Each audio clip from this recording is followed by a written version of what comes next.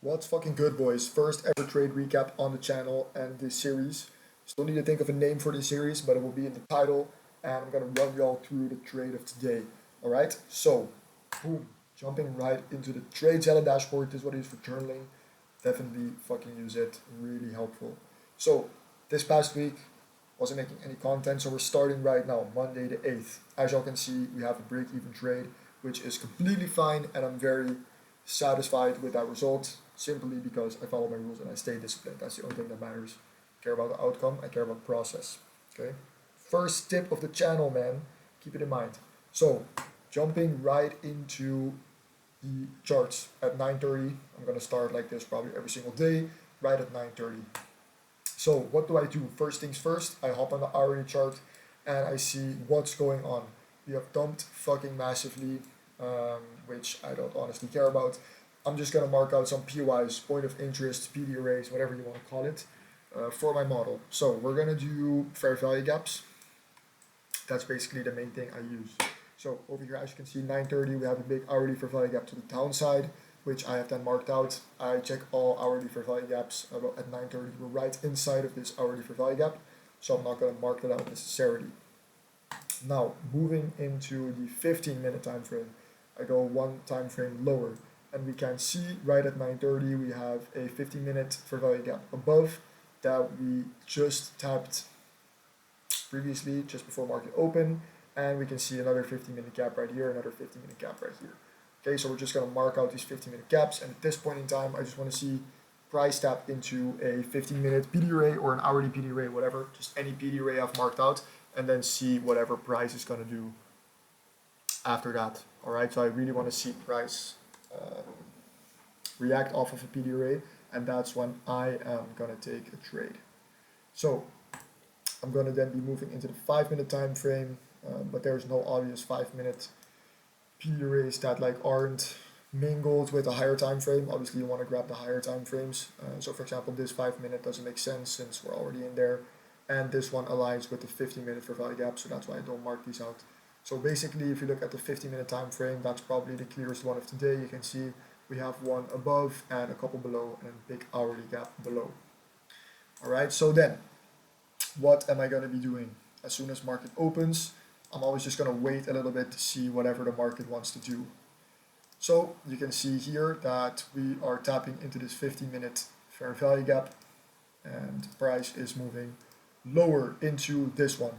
Now this is where I originally was looking for longs, because if you fast forward this a little bit, you can then here see, okay, price tapped into this 15-minute fair value gap. So this is what I call manipulation leg, which if you're not familiar with that, that's basically the leg that taps into a PD array or into a fair value gap or whatever you want to call it. That comes from the concept of PO3, which is accumulation, manipulation, and then distribution. But it's just a manipulation leg, all right? So what I can see there is if we go on the 5-minute time frame, we have just created a 5-minute fair value gap with the manipulation leg down into this 15-minute. All right, so if we tap into this 15-minute fair value gap down here, if price wants to go higher, then I would want to see price inverse this 5-minute fair value gap, which then gives me some type of confirmation that, okay, price has tapped into this imbalance or fair value gap, and then because we are respecting bullish, disrespecting bearish, I would then want to see price move even higher into a potential hourly fair value gap right about here. This could be a target of mine that price could then go towards longs, which price actually ended up tapping today. If you took longs towards this, very, very nice. So I basically wanted to see price inverse this 5-minute fair value gap to catch any longs. That was my first trade idea.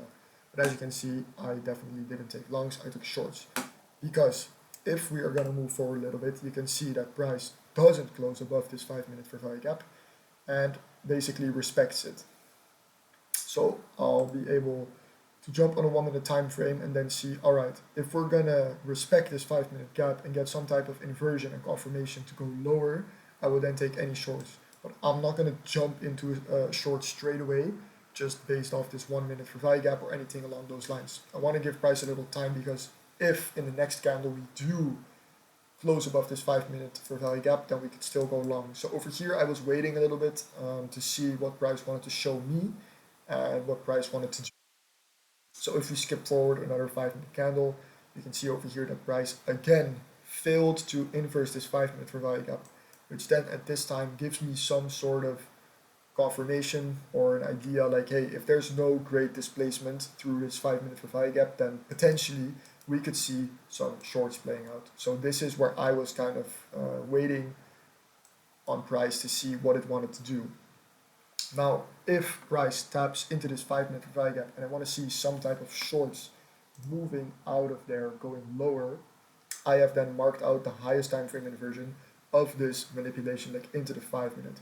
So for my model, that would be a 3 minute fair value gap, whatever you want to do. But there's also this 1 minute fair value gap over here that we inversed on this candle. So you could have also taken a trade off of the 1 minute, but I wanted to wait for the 3 minute confirmation. So that's basically where I was over here. I was waiting, all right, if price ends up inversing this 5 minute higher, then we could potentially see longs. But if price goes through this 3 minute fair value gap, then we can see potential shorts. And what ended up happening, price inversed this 3 minute fair value gap with a lot of displacement lower. So this is when I decided to take a trade, and it was a short right about here or here, whatever, doesn't really matter. Because what happened is price tapped into this 5 minute, failed to inverse this 5 minute fair value gap. So it's respecting bearish and then disrespecting a bullish 3 minute fair value gap, which is the highest time frame inversion of the leg into the 5 minute. If we go to a 4 minute or a 5 minute, which takes forever to load, you can see that there's no 4 minute fair value gap, and neither is there a 5 minute fair value gap. Okay, so 3 minute is the highest time frame inversion. So that's what I decided to take. Basically a sort of continuation short lower. So ideally, it would have been better if price inversed it like somewhere over here, because then my RR would have been a bit better, where I can just target this 1 hour fair value gap below over here, which also perfectly aligns with the trade, right? That would be a great target to have. But because price inversed all the way down here and I am not going to enter like earlier, I want to wait for the candle to close, my risk to reward was a 1-to-1, which is what I take most of the times, but then my take profit would be further down into this hourly fair value gap. And what we're going to see later is this is the exact reason I got break even and I didn't hit TP, because what happened over here is I took the trade, 3 minute inverse to the downside, and then we're going to let price play out a little bit. Now here, as you can see, what the fuck is price doing? It's going up all the way over here. If we go back to this, I was just waiting on the 3 minute time frame because I took the trade on the 3 minutes. I'm just sitting here chilling, not touching the trade obviously, and then this fucking candle comes up. And this is where it's going to become difficult for a lot of people, because emotions kick in. You're thinking like, holy shit, this is for sure going to run my fucking stop loss. I want to get out of the trade now and maybe save a little bit of money. Look, those kind of thoughts, at least in my opinion, are probably always going to be there. It's just a matter of whether you act on those emotions or not.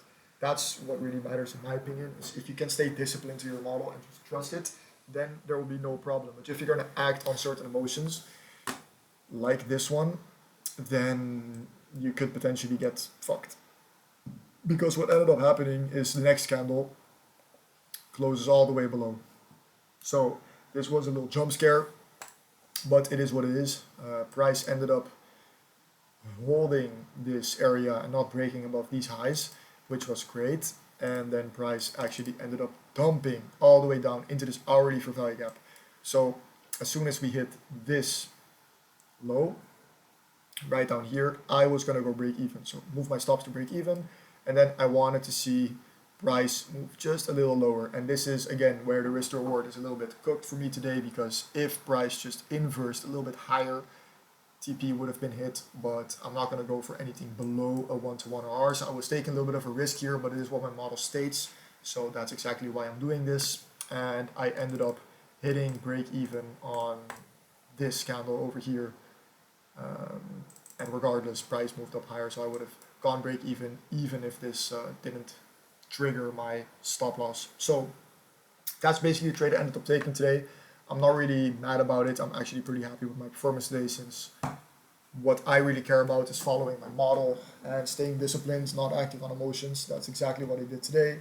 It's a little bit of a shame that we missed out on TP just by a little bit, but it is what it is. Sometimes you win, sometimes you lose. It's just part of the statistic, honestly. So I don't really care too much. That's my trade of today, and it's a break-even trade. So we'll see what the rest of the week brings us. I'm pretty satisfied with my performance, as I mentioned today. After price being all the way up here, I'm pretty fucking happy with the break-even, to be honest, because I actually thought price was going to run my stop loss. So I'm pretty happy with the performance of myself today, and that price tapped into this hourly for value gap and then reversed all the way back up into this hourly gap later. And this is where I also saw a lot of people taking longs, which could have been great. Just a little bit of a shame that my fill wasn't that great and I couldn't take profits, but it is what it is. Again, happy with my performance today. So that is it in terms of the trade. I hope this first trade recap was somewhat insightful and had some information. Gonna stop the recording now and catch y'all tomorrow. Peace.